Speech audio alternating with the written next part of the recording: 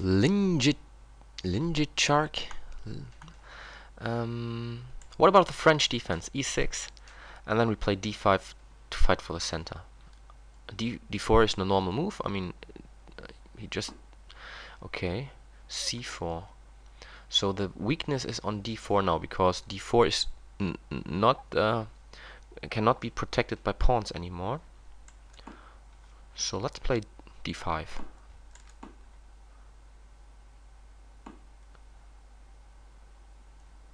I don't want to develop the queen this early.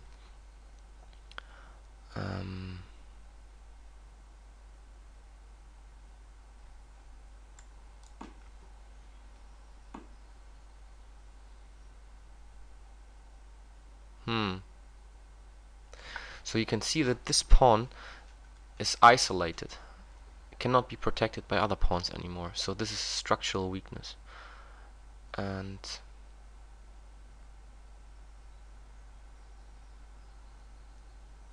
I just wonder if I should play knight b6 or if I should try to later to. I mean, I think knight b6 is okay. I was worrying a bit about this f7 square, if you can sacrifice a bishop, but on queen f3 or queen b3 later on. But I really want to fight for d4. Don't want him to play d2, d4, so this is why I play knight c6 to control the square. And bishop g4 would be a mistake. Or would no, it would be not. I thought about that he could sacrifice here, but it's not possible because this pawn is still on d2. You know, bishop f7 take, knight g5, and or knight e5, and I can just take because normally knight g5 is protected by the bishop on c1, but the pawn is still here. So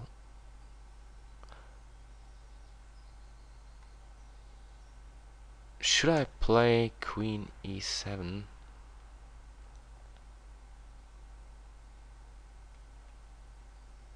Check.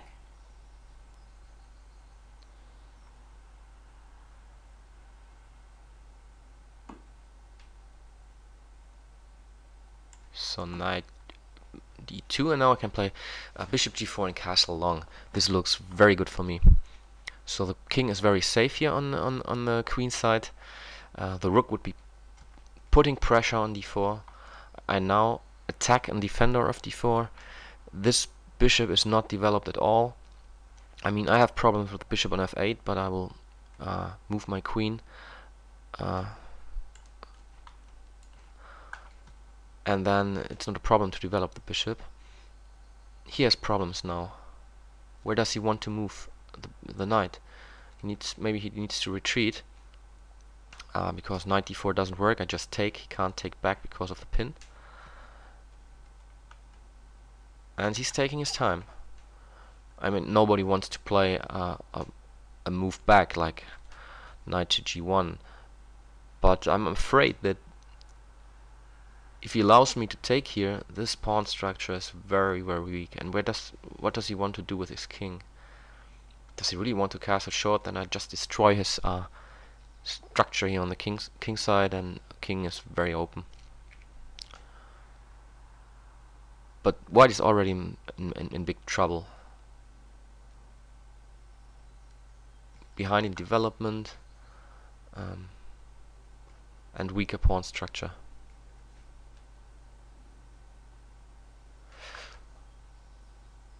Yeah, I hope he moves his pieces. Well, I could think about taking here knight to d4 also.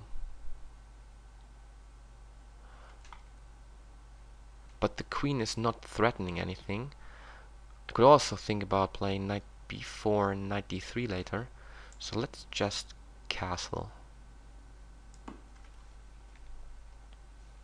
Improving the position.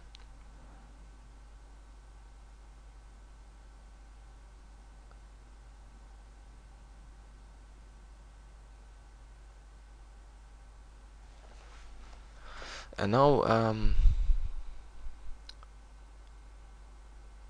what is the quickest way? Okay, d3. I mean, he's losing now the pawn here on d3 already. And I think I will grab the pawn. Yeah, with tempo.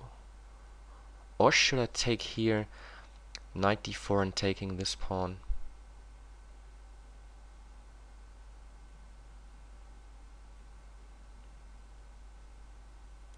And then trying to checkmate him here. I think I like this even more.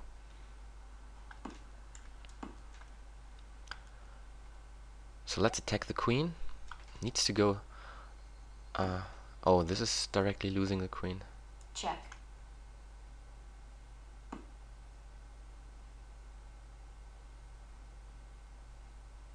Time warning.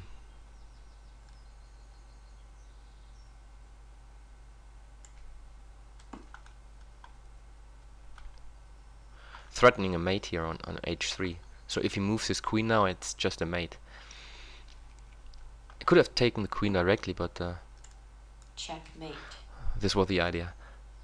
So in this game you could see a lot of weak squares because of a bad pawn structure. And this already started here. I mean, it's not that you can say white loses now, but there is already a weakness here on d4, because d4 cannot be protected by any pawns anymore.